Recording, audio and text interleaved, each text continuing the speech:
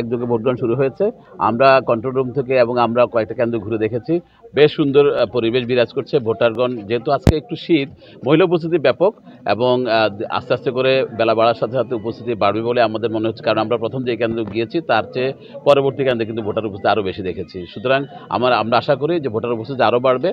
আর আমাদের যে ভোটগ্রহণ কর্মকর্তারা তারা যথারীতি ভোটগ্রহণ শুরু করেছে এবং তেমন বড় ধরনের কোনো অপ্রীতিকর ঘটনা ঘটেনি এবং আইনশৃঙ্খলা পরিস্থিতি স্বাভাবিক আছে।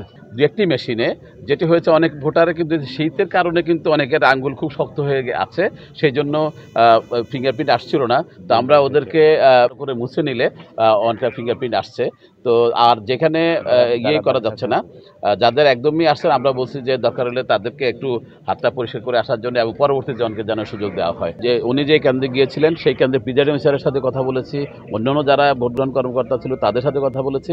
আমার কাছে মনে হয়েছে এবং ওনাদের কথা শুনে যেটা বুঝলাম যে ইভিএমকে বিতর্কিত করার জন্যই উনি কাজটি করেছেন। কারণ উনি যখন গিয়েছেন, আমাকে প্রিজাইডিং অফিসার যেটি জানিয়েছেন, উনি যখন গিয়েছেন উনি কিন্তু অনেক ওনার লোকজন নিয়ে গিয়েছেন, যেটা উনি যাওয়ার পরে ওখানে কিন্তু গোপন কক্ষে আরেকজন ভোটার ভোট দিচ্ছিলেন। তো সেই ভোটার বেরিয়ে আসার পরে কিন্তু ওনাকে ভোটার অ্যালাউ করবে এবং তখন উনি ভোট দিতে যাবেন। কিন্তু তিনি ওই সুযোগ না দিয়ে মেশিনে ওনাকে ফিঙ্গারপ্রিন্ট মেশিনের যে প্রবলেমটা, আমরা কিন্তু তাৎক্ষণিকভাবে আমাদের টেকনিক্যাল অপারেটর আছে, আমরা ব্যবস্থা রেখেছি, বিকল্প মেশিন রেখেছি, রিপ্লেসমেন্টের ব্যবস্থা আছে।